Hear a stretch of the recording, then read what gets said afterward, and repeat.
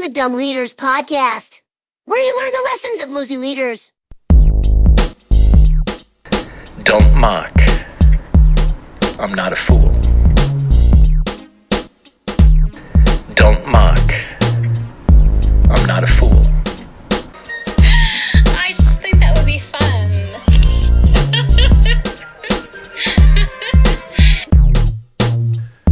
Hey there, it's Tony here, and welcome to episode 110 of the Dumb Leaders podcast. Now, here in Australia, we have the Australian Broadcasting Commission, which is the public network. And I was listening to an academic speak recently on the ABC, and they were referring to recent research that indicated that trust is low in Australia when it comes to government authorities.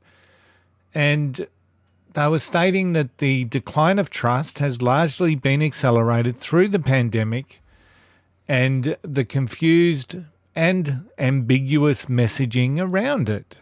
And it's, on face value, it's probably not hard to argue. It's not hard to argue that that is definitely the case. There has been a plethora of mixed messaging and confusion around, you know, whether we stick to the science or whatever the science is telling us. It would appear that many of the models that have been forecast with COVID have never actually come true. And we see different approaches in different parts of the world that seems to be bearing fruit. And then we look at the cases that we have here in Australia, and fundamentally we've been saved from the pandemic. No matter what anyone says, the impact from COVID, from simply COVID, has been minimal in Australia compared with other nations. The impact of the way we've dealt with COVID, on the other hand, has probably been much more damaging.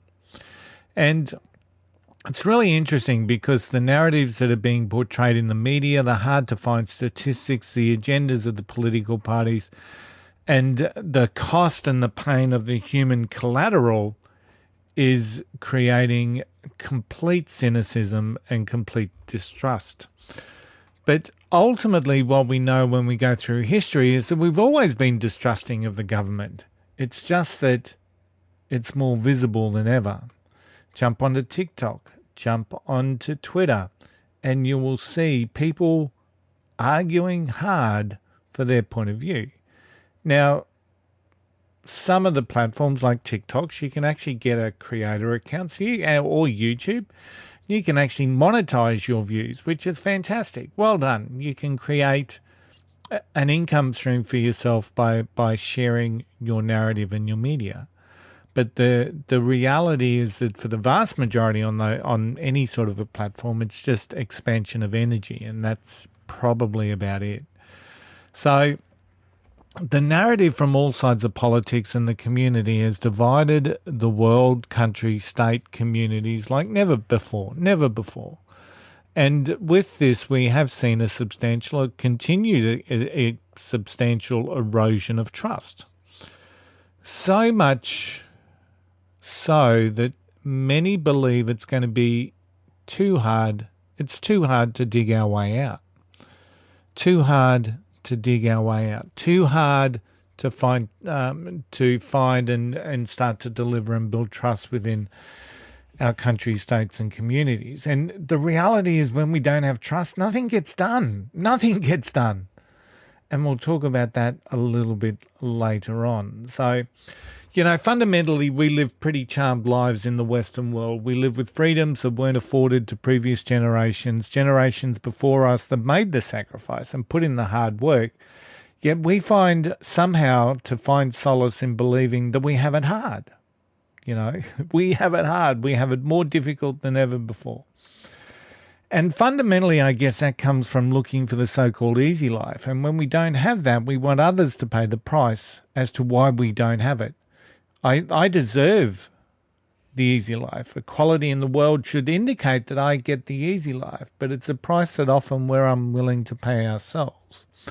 And somehow we look to the governments to create this utopia that we crave. And when they can't, and And fundamentally, you've got to ask yourself, why do we believe that is the government's role and not ours, not mine, not the community that I live in? It's my role to create my utopia. It's not the government's role. But when they don't, because they can't, once again, we see a diminishing of the trust that we have in authority. And along the way, we also see this contradiction that for many, we have an increased trust in the narrative that we're listening to, the narrative that's being peddled in the media, the narrative that's being peddled in the political atmosphere. So we go from having distrust to blind trust because that's our belief and that's our perceptions. And it's really incredibly challenging for everyone in the world today to actually accept the role that we play with this.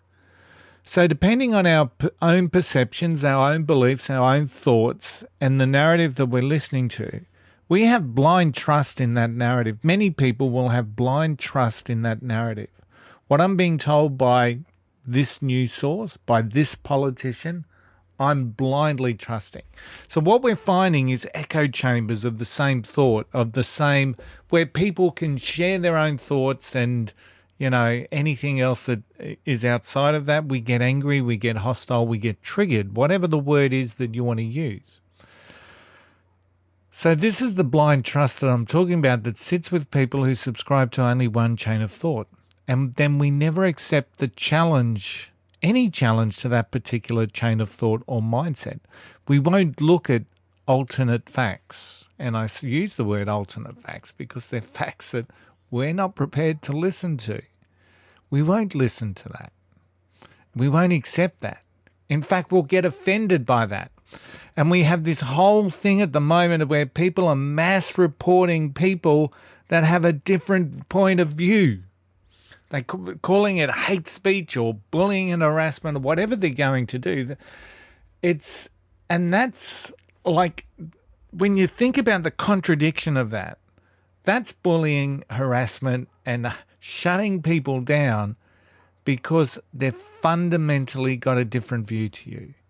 This is what we've got to, ladies and gentlemen. And a lot of what is being shut down can certainly never be conceived as hate speech. It's a different point of view.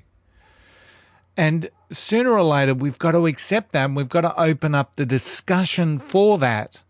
Otherwise, we're just going to keep going down into this cesspit and nothing's ever going to improve. In fact, in the Western world, we actually open up the opportunity for others to take advantage of that. We're in a dangerous time. We're divided, we're disrupted, and our thoughts and our minds and the lack of discussion is incredibly dangerous. And what we tend to see is that when one side of politics is in power, the other side is doing its best to get back into power. They're not doing their best for the greater good. They're not doing the best for the vision of whatever country that you see yourself in.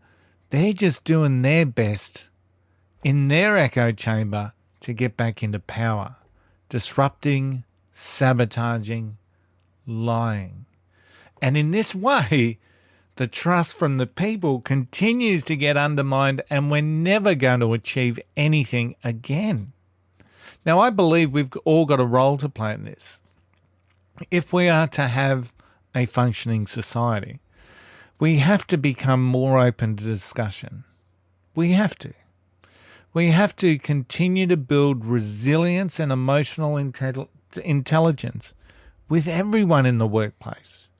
If you're offended by anything that I say, that is a choice that you're making. That is a choice that you're making. I'm not out to offend you. I'm here to share my thoughts and my opinions. And that is completely different. I'm not targeting you. I don't hate you. In fact, I care for people. I care for humans. And that's why I'm sharing what I'm sharing today, because we cannot get out of this unless we all somehow find our ways that we can start talking to each other. We've got to stop being offended at everything. And we've got to start believing that offence is a choice. If you don't want to hear what I say, don't listen. Move on. Choose another podcast. Go on another social media channel. But can I tell you, opening our minds up and being open to listen and investigate other viewpoints, whichever side of the fence that you're going to be on, is always going to be positive in opening up your mindset and opening up your thought process. We need to create accountability for elected officials, not just blindly believe them because that's our belief system. That's wrong. There are some shitty things going on in the world today from a political aspect. I am incredibly concerned about many, many aspects around the world. Absolutely. And we always should be concerned. When we see something that doesn't add up, we should all be coming up and saying, hey, this doesn't add up. And not just listening to whatever media channel you listen to says to. We are cynical. We are distrusting. But we actually have a role here to expect more from the world and expect greater for the way forward.